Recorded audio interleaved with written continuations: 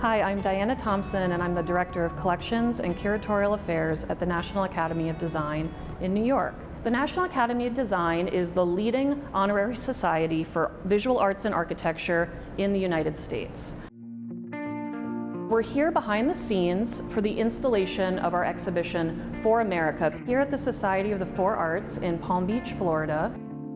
The show covers over 200 years. The earliest painting in the show dates to around 1809 and it goes through today. It's organized around a concept of pairs. One type would be the artist's portrait paired with their representative work. The question of why the National Academy of Design required portraits is actually a very difficult question because we don't know the answer to it. One of the theories we think is that this was a way of defining yourself to your peers. You wanted to have an image of yourself that was for posterity, that people could look at, that people could think about. And then when new members came on, they saw this as a tradition, a living tradition spread out before them.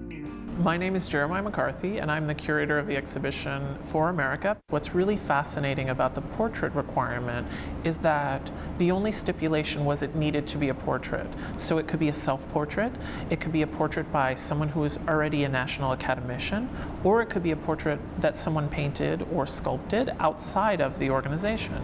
And you can trace artists' relationships through the portraits because as people start to ask their peers to paint their portraits, you start to get these interesting stories. I mean, like, Ernest Lawson painted the portrait of William Glackens, and when he gave him the portrait, Glackens said, "Oh, I never really realized my face was that hard to paint." So as far as early 19th century portraits in the show, I would really love to tell a little story about our portrait of Samuel Morse. So it's the earliest work in the show, and I think when people think of Samuel Morse, they think of Morse the inventor. But he in fact had a very prolific career as an artist in his earlier years. In this portrait, when you look at it, it's a small portrait on ivory. The artist is not even 20 years old, and he is depicting himself already as an accomplished artist. It's incredible what can be done on a small miniature ivory painting. Another great example is the relationship between Robert Blum and William Merritt Chase. We have in this exhibition, you'll see a painting by William Merritt Chase called The Young Orphan, which is unquestionably one of his masterpieces. It's on the cover of his monograph. It's lauded the world over. But people forget that when Chase was displaying his work, he faced really intense criticism of critics saying that his figures were too wooden. There was no life in a lot of the paintings. And so he painted Robert Blum's portrait. And Robert Blum had heterochromia, where you have one eye a different color from the other. And when you look there and you stand in front of this painting, you sort of see his soul beating in his eyes. And it's a challenge to sort of anyone to say, if William Merritt Chase couldn't paint, life in a figure, here's this incredible portrait of his very dear friend. It's a really moving portrait.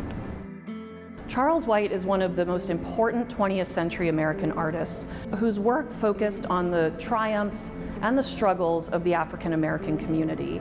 And we were really fortunate to have the opportunity for this show to conserve a work by his that tells a very personal, poignant story. And it's a portrait of his great aunt, Hasty Baines. She was born into slavery in 1857 on the Yellowleaf Plantation in Mississippi.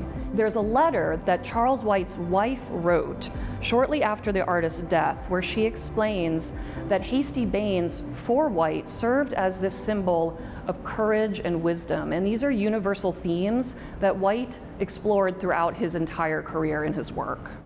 I think that when visitors come to this exhibition and they enter the first space, they're going to see portraits that are very homogeneous. They're going to see people who look very similar.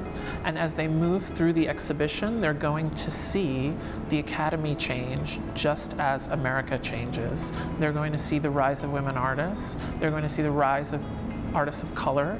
And then by the time they get to the final section of the exhibition, they're going to see something, which I hope looks more like the America we have today than the America of the past. You know, when you stand in the final gallery, which we're in, you have a self-portrait by a Native American artist, you have a self-portrait by an Icelandic woman who called New York her home, you have a self-portrait by a Chinese American artist, you have all of these different viewpoints, and they come together, and it shows you really that, like, the more viewpoints you bring, the richer the dialogue.